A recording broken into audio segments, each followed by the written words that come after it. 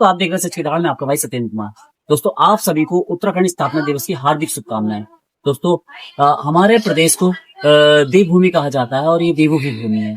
यहाँ के इतिहास अगर जोड़ेंगे तो पांडवों का इतिहास भी यहीं से जुड़ा है। हमारे गोलजू देवता है, हमारी नंदा देवी माता है और भी हमारे ऐसे देवी देवता जो हमारी देवों की भूमि से जुड़े हुए हैं। हम तो हमारे उत्तराखंड को बने हुए आज 25 साल हो गए और इसकी रजत जयंती बनाई जा रही है।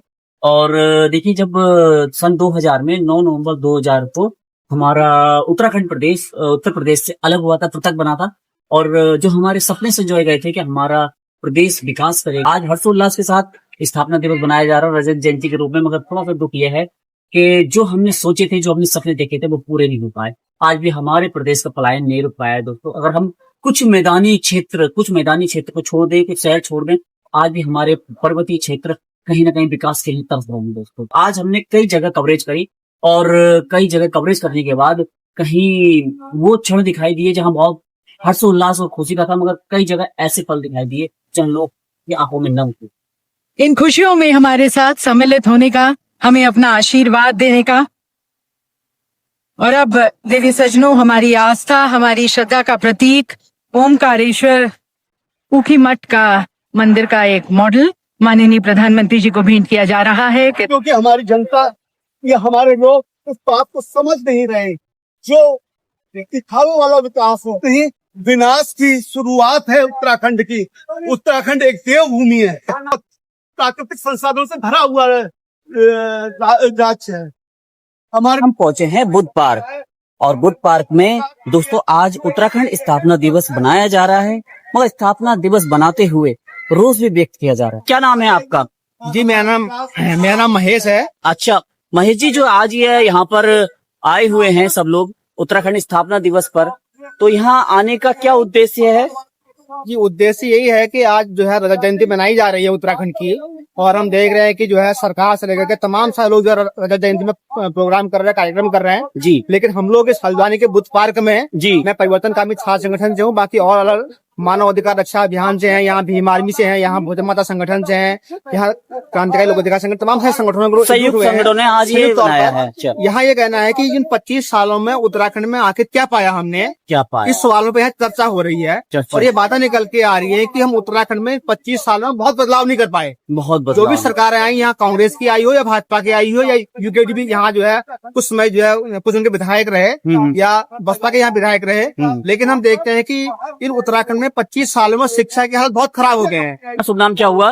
मेरा नाम यतीश पंत है जी। मैं मानव अधिकार रक्षा अभियान का संयोजक हूँ जी। पंत जी, आज 25वीं हमारे प्रदेश की वर्षगांठ मनाई जा रही है, रजत जयंती के रूप में मनाई जा रही है। आप लोग यहाँ एकत्र हुए हैं सामूहिक संगठन के रूप में, तो ये आप जो बना रहे हैं इसको किस तरीके से बना रहे हैं? रोज के रूप में बना रहे हैं? असल में उत्तराखंड 25 साल क्या है हाल, ये हमने रखा है जी। और क्या हाल है ये सबको पता है कि हम 25 साल बाद हमारी जो कल्पनाएं थी, जिन कल्पनाओं को लेकर के हमने राज्य का गठन किया था, जिन लोगों जैसे लोगों ने अपनी शहादत दी, उसके बावजूद हमें आज सोचना पड़ रहा है कि हम आज किस स्थिति में हैं। दोस्तों यहाँ भोजन माता संगठन से भी पहुंचे हुए हैं लोग।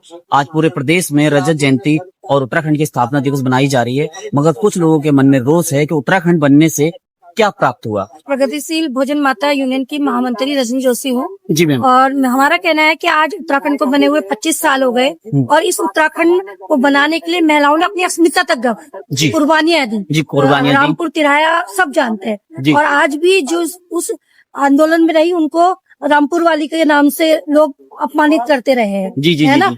पर आज अगर हम देखें इतने 25 सालों में महिलाओं की स्थिति बद से बदतर हुई है। भोजन माताएं जो है उनको मात्र 3,000 रुपए का मानदेय मिलता है और उसमें उनको पूरा परिवार चलाना होता है। सरकार को तमाम तरीके के ज्ञापन और तमाम चीजें देने के बाद समस्या हल नहीं। महिलाओं की बात करें तो उत्तराखंड के अंदर 9 महीने की बच्ची से लेकर 90 साल की अम्मा तक सुरक्षित नहीं है। तो बधाई के साथ साथ एक चिंतनीय विषय इस प्रदेश में गरमाया हुआ है कि हमारे बच्चों का भविष्य क्या होगा। क्या पूरा प्रदेश जो हमारे उत्तराखंड के जो शहीद हैं, जिन्होंने इस उत्तराखंड बनाने में, मैं उनको नमन भी करना चाहूंगा इस आपके चैनल के माध्यम से, उन शहीदों को नमन करते हुए उनकी संकल्पना क्या थी, तो उस संकल्पना से हमारा प्रदेश चल रहा है नहीं चल रहा है, ये देखने वाला विषय है।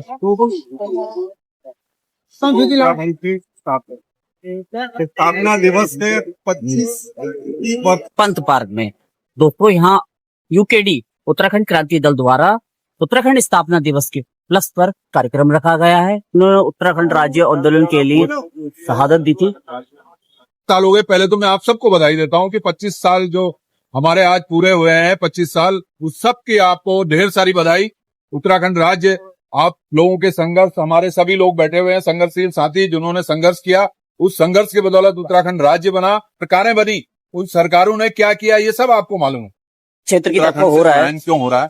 अगर हम किसी गांव में हैं तो वहाँ स्कूल नहीं है। आज की स्थिति यह है कि स्कूल नहीं है, स्वास्थ्य नहीं है। एडवोकेट मोहन कांडपाल जी मौजूद है हमारे साथ। आज उत्तराखंड का स्थापना दिवस है और यूकेडी इसको काफी धूमधाम से मना रही है और यहाँ प्रोग्राम रखा गया है।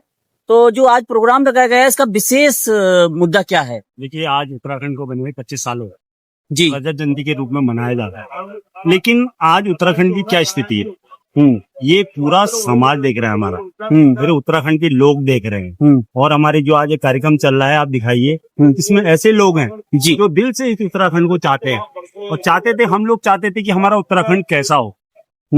और मेरे को उत्तराखंड वो मिला नहीं। आ रहा। मेरा नाम हरीश मेवाड़ी है जी। तो मैं सबसे पहले तो अपने युवाओं को बधाई देना चाहूंगा, उनको शुभकामनाएं देना चाहूंगा। और दूसरा, क्योंकि जो सरकार हमारी एक व्यथा है हमारे मन के अंदर, हम सब लोग यहाँ पे इकट्ठा तो हुए हैं, आज हमारे लिए एक हर्ष का विषय है कि हम लोग राज्य स्थापना दिवस मना रहे हैं जी। 25 साल में जैसा युवा उत्तराखंड में होना चाहिए था, आज वैसा युवा उत्तराखंड नहीं हम लोग को दिखता है। तो मुझे तो, मेरे मन के अंदर तो कहीं ना कहीं बहुत पीड़ा है। और पीड़ा यह है कि जब देखिए केदारनाथ की आपदा आती है, और आप इधर देखिए, अभी वर्तमान में हमारे यहाँ तो 2013 की बात है, थराली में इतनी बड़ी आपदा आई, लोग सुसाइड्स कर रहे हैं, मल्टीपल ऑफ लोग मतलब डिजीज से जूझ रहे हैं, यहाँ पे जूझ रहे हैं। और आप अगर यातायात की देखें तो ट्रांसपोर्टेशन की हमारे पास बहुत अच्छी व्यवस्था नहीं है। अगर आपको हल्द्वानी से रात को पिथौरागढ़ जाना है तो आपके पास 6 बजे के बाद कोई चीजें उपलब्ध नहीं होती है, कोई चीज उपलब्ध नहीं होती है। दूसरा ये है कि हमारे जितने भी हॉस्पिटल्स हैं जी, वो हॉस्पिटल्स में वो रेफर सेंटर्स ज्यादा है।